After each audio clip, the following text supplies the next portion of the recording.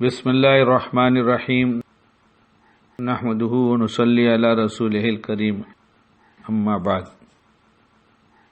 اصلاحی خطبات میں ایک بات لکھی ہے، ایک روز ظہر کی نماز کے بعد امام ابو حنیفہ رحمۃ اللہ گھر تشریف لے گئے۔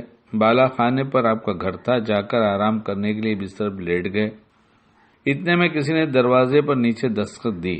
آپ اندازہ کیجئے جو شخص ساری رات کا جاگا ہوا اور سارا دن مصروف رہا ہو، اس وقت اس کی کیا کیفیت ہوگی۔ ایسے وقت میں کوئی آ جائے تو انسان کو کتنا ناگوار ہوتا ہے کہ یہ شخص بے وقت آ گیا۔ لیکن امام صاحب اٹھے، زینے سے نیچے اترے، دروازہ کھولا تو دیکھا کہ ایک صاحب کھڑے ہیں۔ امام صاحب نے اس سے پوچھا کہ کیسے آنا ہوا۔ اس نے کہا کہ ایک مسئلہ معلوم کرنا ہے۔ تو امام صاحب جس وقت مسئلہ بتانے کے لیے بیٹھتے تھے اس وقت نہ آ کر بے وقت آیا۔ لیکن امام صاحب نے اس سے کچھ نہیں کہا پوچھو بھائی کیا مسئلہ ہے۔ اس نے کہا میں کیا بتاؤں، جب میں آ رہا تھا تو مجھے یاد تھا کہ کیا مسئلہ معلوم کرنا ہے، لیکن اب میں بھول گیا، یاد نہیں۔ امام صاحب نے فرمایا کہ جاؤ، اچھا جب یاد آ جائے تو پوچھ لینا۔ اور آپ آگے بستر پر پھر لیٹے ہی تھے کہ دوبارہ دروازے پر دستک ہوئی۔ پھر گئے اور پوچھا کیا بات ہے۔ اس نے کہا کہ مجھے وہ مسئلہ تو یاد آ گیا تھا، لیکن جب آپ سیڑھی پر اتر رہے تھے تو آدھی سیڑھی اترے ہی ہوں گے کہ پھر میں بھول گیا۔ تو فرمایا اچھا پھر جب یاد آ جائے تو پوچھ لینا۔ وہ آدمی پھر چلا گیا۔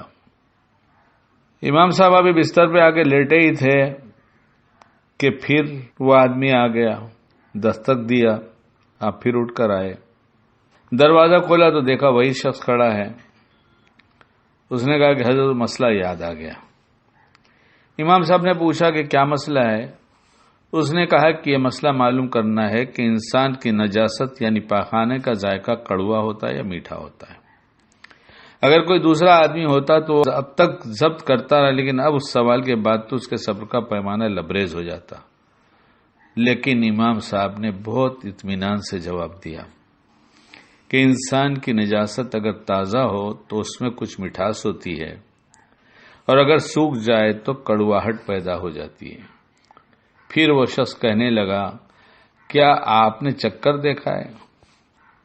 حضرت امام صاحب نے فرمایا کہ ہر چیز کا علم چکر حاصل نہیں کیا جاتا، بلکہ بعض چیزوں کا علم عقل سے حاصل کیا جاتا ہے، اور عقل سے یہ معلوم ہوتا ہے کہ تازہ نجاست پر مکھی بیٹھتی ہے، خشک پر نہیں بیٹھتی۔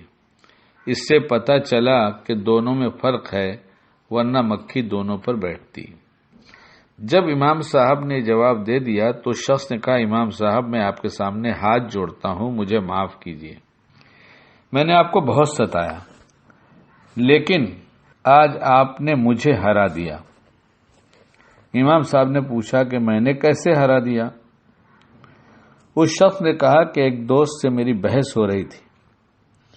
میرا کہنا یہ تھا کہ حضرت سفیان ثوری رحمۃ اللہ علیہ علماء کے اندر سب سے زیادہ بردبار ہیں اور غصہ نہ کرنے والے بزرگ ہیں، اور میرے دوست کا کہنا تھا کہ سب سے زیادہ بردبار غصہ نہ کرنے والے بزرگ امام ابو حنیفہ ہیں، اور ہم دونوں کے درمیان بحث ہو گئی، اور اب ہم نے جانچنے کے لیے طریقہ سوچا تھا کہ میں اس وقت آپ کے گھر میں آؤں جو آپ کے آرام کا وقت ہوتا ہے، اور اس طرح آپ کو 2-3 مرتبہ اوپر نیچے دوڑاؤں اور پھر آپ سے ایسا بیہودہ سوال کروں اور یہ دیکھوں کہ آپ غصہ ہوتے ہیں یا کہ نہیں۔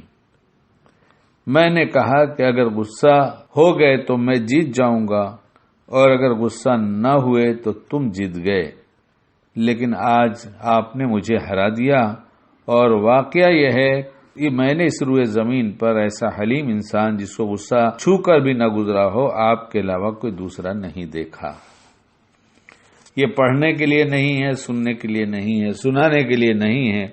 اللہ ہمیں غصے کے موقع پر وہ کرنے کی توفیق دے جو اللہ کو پسند ہے۔